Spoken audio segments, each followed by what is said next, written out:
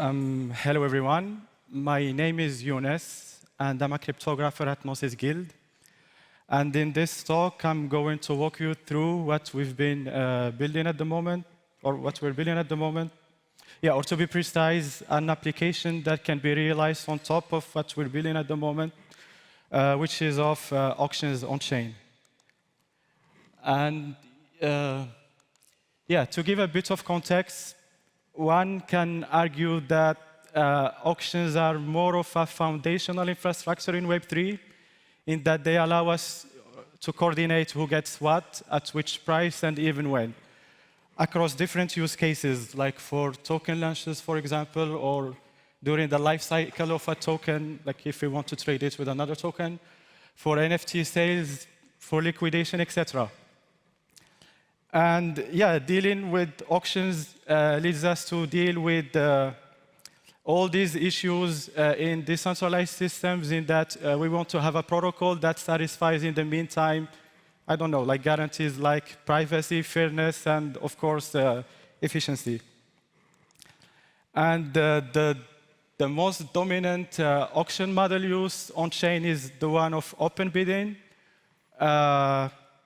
which is far from being ideal of what the participants would like to have. Yeah, for the well-known issues that this model introduces. Like, for example, we have that the participants are facing front-running or bid manipulation. And then, yeah, in some cases, they are forced to overbid because, yeah, their bidding strategies are like leaked to everyone. Or, yeah, to strategic manipulations in general. And so, yeah, there are, and of course, yeah, this sometimes pushes them to be hesitant whether or not they participate in an auction. And yeah, there are some attempts to address these issues. For example, we can have an auction that uses a commit and reveal. So basically, you have the auctioneers committing to their bids. And then when the time comes to match these auctions, all the bids are opened.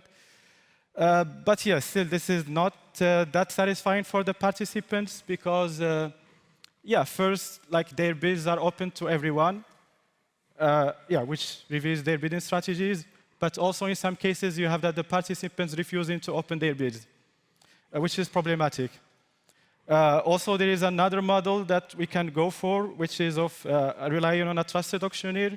So basically, you have that the participants sending their bids to this trusted auctioneer, who is tasked with running the auction algorithm. And yeah, again, this is not, yeah, this is not ideal for the participants because, yeah, like in this case, we're giving too much power to one entity that, in many cases, has the that gives it like an incentive to misconduct the auction because this trusted auctioneer can use the data he gets access to get some financial gains by, yeah, acting maliciously. And yeah, this is, of course, something that we don't want to happen. And yeah, so instead of relying on such auction models, which, yeah, they provide still some guarantees, but we would like to have more. And for doing that, why don't we rely on these emergent techniques from the cryptography space? Which would allow us to have auctions with strong guarantees to the participants. And by that, I mean that like if we manage to have or to build encrypted execution environments, so these are environments where the computation happens over encrypted data, but also is verifiable. So anyone can check later on that the computation ran as it was supposed to happen. Then yeah, we're good. Like we would have like an auction model that provides strong guarantees to the participants. And the techniques here I'm referring to within the cryptography space are the ones of fully homomorphic encryption, multi-party computation, and zero-knowledge proofs. Now, I guess many of you have heard of these techniques, if not already familiar with, but let me quickly describe them on a very high level, like not too much over technical details. So basically, with fully homomorphic encryption, like we have that in addition to the property of, or in addition to encrypting data, we also have the property of being able to perform computation over the encrypted data, and still the result of the computation is still meaningful. I mean, still useful. And the term fully here refers to the fact that, yeah, as long as you express the computation you want to perform through an arithmetic circuit, then FHE can take care of running the whole computation and give you the result of the computation, but encrypted.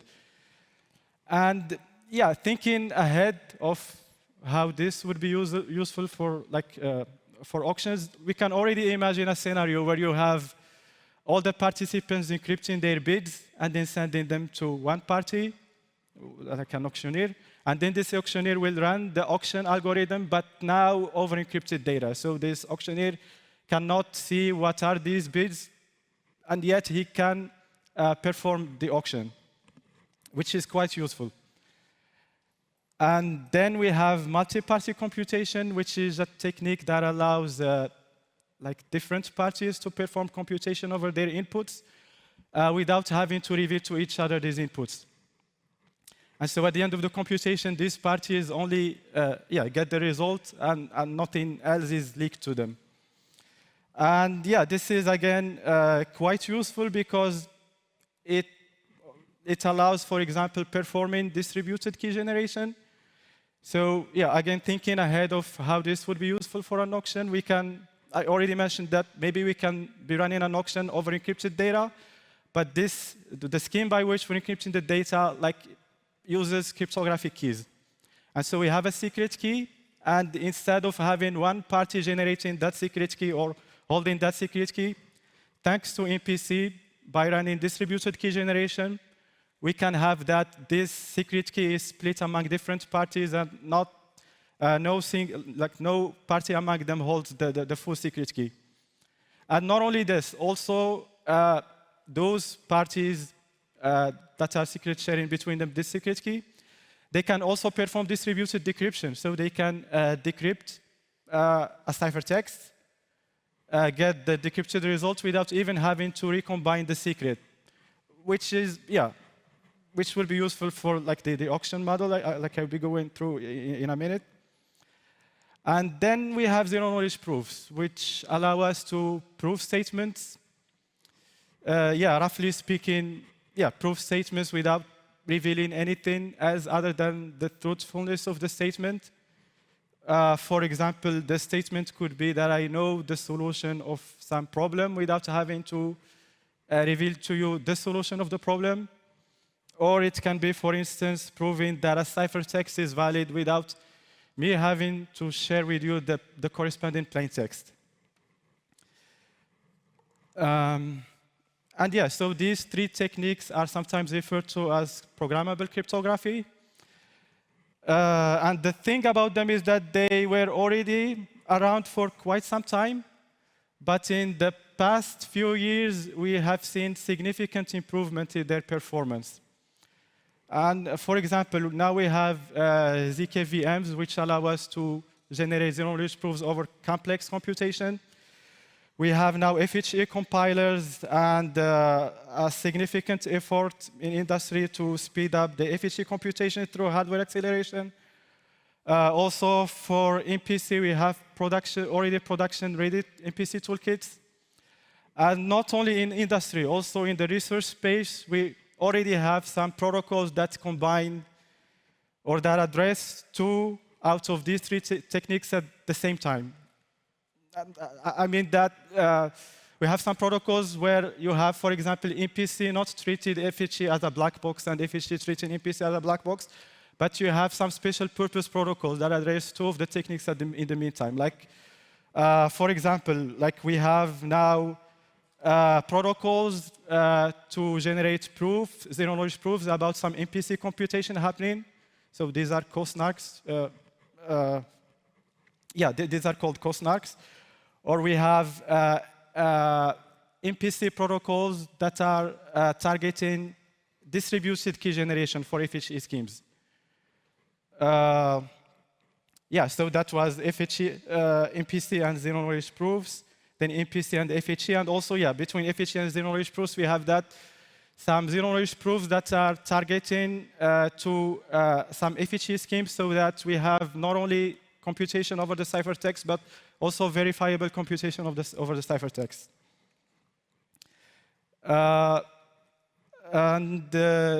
Yeah, so this is basic. So in this slide, we have like a summary of the of how we can run auctions using encrypted execution environments. I'm not going to go over every step of this, but to give you like the main ideas about how would an auction happen within an encrypted execution environment. So basically the auction, so like in this case, it's the sealed bid auction. And so yeah, the auction will start by the auction host sending a request for an encrypted execution environment where the auction host determines, for example, which compute provider to use, what is the auction algorithm. So yeah, in this case, it's a sealed bid auction. But also some other technicalities, like for example, how many cipher nodes will be involved in the computation. Also, the auction host will place a bond that would cover the rewards that all the participants that need to be rewarded, will be rewarded at the end. And yeah, after this, after that, we have determined how many cipher nodes will be participating in the auction. So basically, the cipher nodes are the parties responsible of managing the key. So these cipher nodes will be generating the secret key and the corresponding public key. And they are chosen using a verifiable on-chain sortation. And so yeah, after that, we have the cipher nodes who get involved in a distributed key generation to generate the necessary keys. And so yeah, the key will be published on-chain. After that, when the auction window starts, so again, this is also something that is determined in the first step by the auction host. The auction will start, and then the participants will encrypt their bids along with proofs to prove that the bids are correctly encrypted. Like for instance, that a bid is correctly formatted, or it's within some range, or yeah, whatever the auction model requires. And these proofs will be checked by input validation contracts, and yeah, if the proofs go through, then these bids will be accepted for the auction. And after this, once the auction window ends, then the matching will happen, and that would happen in the compute provider. So the compute provider will run the auction algorithm over ciphertext and generate the winning bid and the winning bidder, along with a zero-knowledge proof that this compute provider has run the auction process as he was supposed to do. And yeah, so the cipher nodes will get the encrypted results of the auction, yeah, the winning bidder and the winning bid. They will run distributed key generation to decrypt that, to get in plain text, yeah, the winners and how much he has to pay. And this will be published on-chain along with a proof over the whole auction process. And so this proof can be checked by anyone.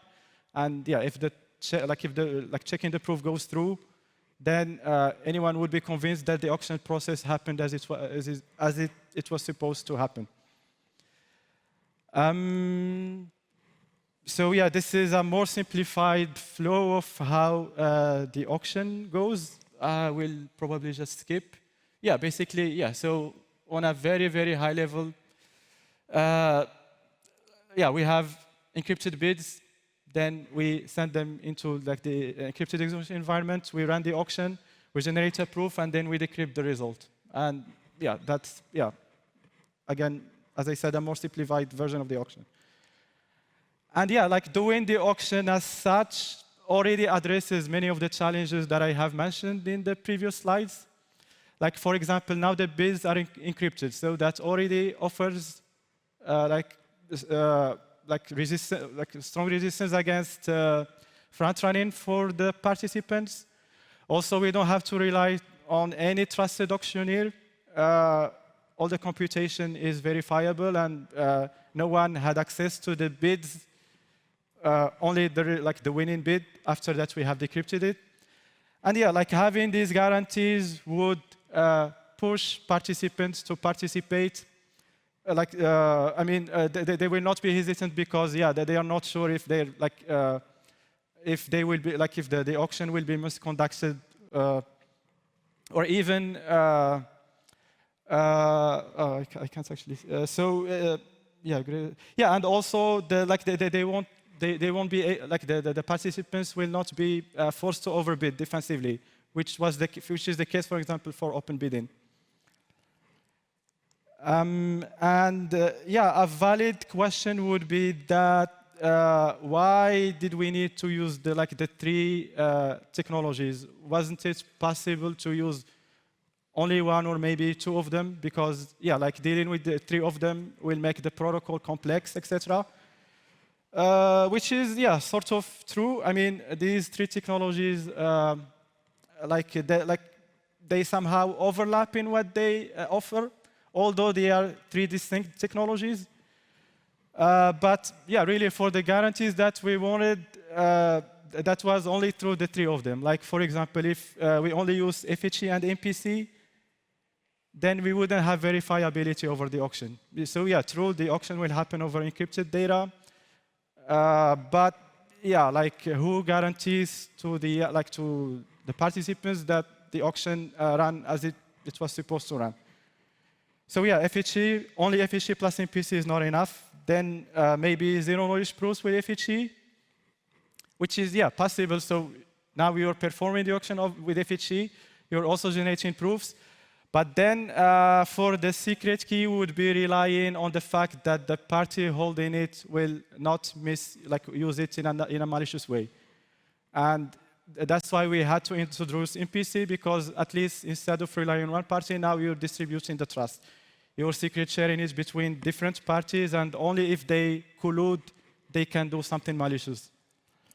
And the third option was, okay, no FHE, only zero-knowledge proofs and MPC, which is, also it's possible. We can also just get rid of all the FHE use, and instead we use MPC, secret shared-based MPC, for example. But then that would make the communication in our protocol dependent on the complexity of the computation, because when using FHE, when running the auction algorithm, it happens locally in the compute provider, and we only need from the compute provider to generate a zero-knowledge proof. But if you want to replace that by MPC, then you need the parties communicating, and the complexity of the communication scales with the multiplicative depth of the computation happening. And this is something that we wanted to avoid. Obviously, if I convince you that any combination of two out of these three technologies wasn't sufficient for us, then using one single technology wouldn't be sufficient for us. That's why I don't have the 6 possibilities here. But so the takeaway is that for our encrypted execution environments, for the guarantees we wanted, we really had to use the 3 technologies: zero-knowledge proofs, FHE, and MPC. And as I mentioned earlier, auctions are more of only financial mechanisms, but they are more of coordination systems. Basically, if we are able to run auctions with strong guarantees through encrypted execution environments, then we should also it should be possible for us to also run other coordination systems through encrypted execution environments, like voting or governance or data marketplace, etc.